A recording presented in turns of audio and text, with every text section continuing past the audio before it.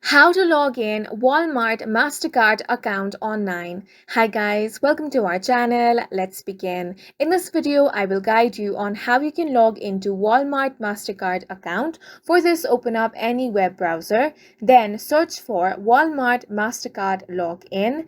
Now tap on the very first website, which is walmart.ca.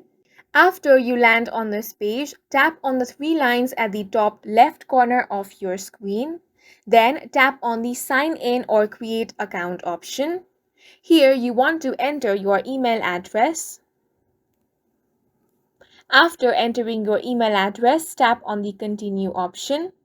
Now, if no account has been created using the email address you entered, you will be prompted on this page.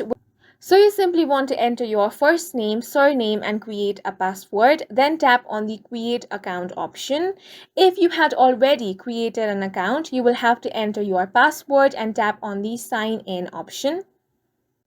As soon as you do that, you will be successfully logged into your Walmart MasterCard account, and that's it for this video. If you found it helpful, please make sure to hit the like button and subscribe for more videos like this.